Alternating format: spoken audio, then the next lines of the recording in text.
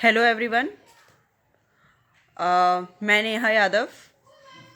इस वीडियो में मैं जो मॉडर्न इंडिया हमारी यूपीएससी सिविल सर्विसेज एग्जामिनेशन का जो मेन सब्जेक्ट है उसमें हमें कौन सी बुक पढ़नी चाहिए उसके बारे में बताना चाहूँगी।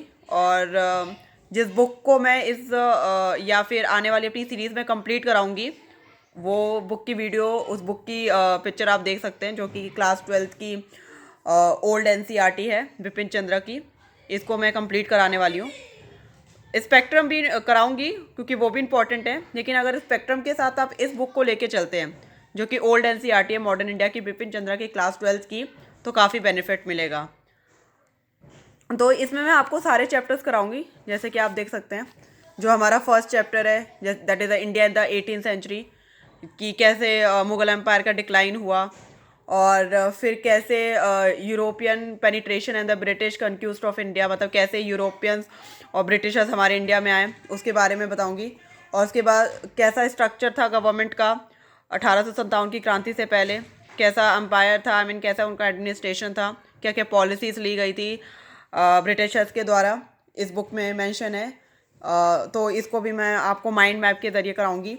और फिर आता है हमारा एडमिनिस्ट्रेशन, ऑर्गेनाइजेशन और social and cultural policies.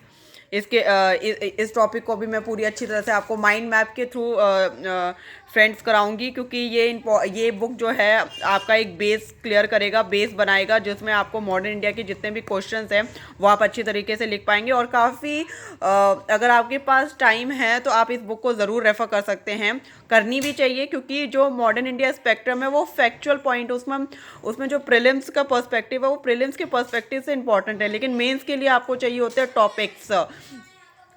Topics चाहिए होते हैं, उसके मतलब पॉइंट्स चाहिए होते हैं किसी भी टॉपिक को क्लियर करने के लिए। अगर मान लीजिए कि अगर बताना हो कि कॉजेज़ ऑफ रिवॉल्ट ऑफ 1857 का क्या क्या कॉजेज़ थे, तो इस बुक में काफ़ी अच्छी तरह से उनके कॉजेज़ को बताया गया है।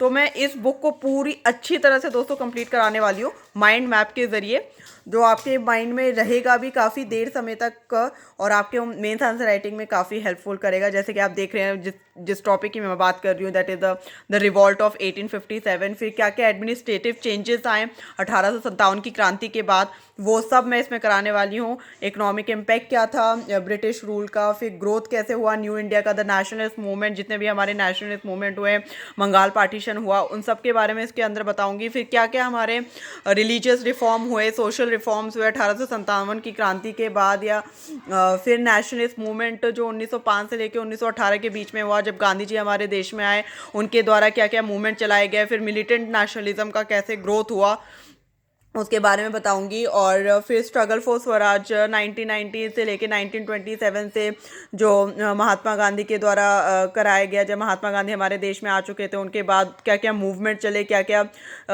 सबसे ज़्यादा हिस्टोरिकल मूवमेंट्स हुए, वो सारा दोस्तों इस बुक में अच्छी तरह से, काफ़ी अच्छी तरह से मेंशन किया गया है। जैसे कि आप देख सकते हैं कि चंपारण सत्याग्रह के बारे में हो, या अहमदाबाद मिल स्ट्राइक, जो कि गांधी जी आए उसके बाद इस चीज़ का रिजॉल्व हुआ, और सत्याग्रह अगेंस्ट द रॉल अटैक, जलियांवाला बाग मैसेकर। तो ये चीज़ें काफ़ी अच्छी तरह से इस बुक में मेंशन की गई है, जो उसमें आपको मेंस में आंसर राइटिंग करने में काफ़ी हेल्पफुल होंगी। और स्पेक्ट्रम तो है ही, लेकिन वो प्रीलिम्स के पर्सपेक्टिव से ज़्यादा इंपॉर्टेंट है, क्योंकि उसमें फैक्चुअल चीज़ें काफ़ी दे रखी हैं। लेकिन अगर हमें मेंस आंसर राइटिंग लिखनी है तो उसके अंदर हमारे पास काफ़ी ज़्यादा मटेरियल होना चाहिए लिखने के लिए, तो वो आपको इस बुक में से डेफिनेटली मिलने वाला है। उसके बाद हम जैसे कि इसमें दिखा रखा है कि स्ट्रगल फॉर स्वराज 1927 से लेके 1947 तक एक एक टाइमलाइन के बारे में इस बुक में काफ़ी अच्छी तरह से बता रखा है कि पूर्ण स्वराज कैसे हुआ, फिर साइमन कमीशन का बॉयकट कैसे हुआ, डिसओबीडियंस मूवमेंट स्टार्ट कैसे हुए, फिर जो हमारे इंपॉर्टेंट एक्ट हैं जो कि आप पॉलिटी में भी पढ़ेंगे और मॉडर्न इंडिया में भी पढ़ेंगे, तो इसके बारे में बता रखा है। जैसे कि the government of India act 1935, जो कि हमारे कॉन्स्टिट्यूशन का जो बेस है, जो हमारा कॉन्स्टिट्यूशन बना वो इसी के लाइंस पे बना, तो इसके बारे में भी, इस एक्ट में भी काफ़ी अच्छी तरह से मतलब बहुत ही प्यारी बुक है ये, और मैं इसको काफ़ी अच्छी तरीके से आपको माइंड मैप के थ्रू कराने चाहूँगी। चाहे तो आप मेरे ये नोट्स दे सकते हैं कि देखिए मैंने किस तरह से इसमें डिफाइन करा है कि क्या क्या फैक्टर्स थे, मुगल डिक्लाइन क्यों हुआ, क्या क्या मेन कॉजेज़ हुए। तो मैंने देखो एक एक पॉइंट से यहाँ पे इलेबोरेट करने की कोशिश की है, और काफ़ी सुंदर तरीके से आपको माइंड मैप में ये कराने वाली हूँ।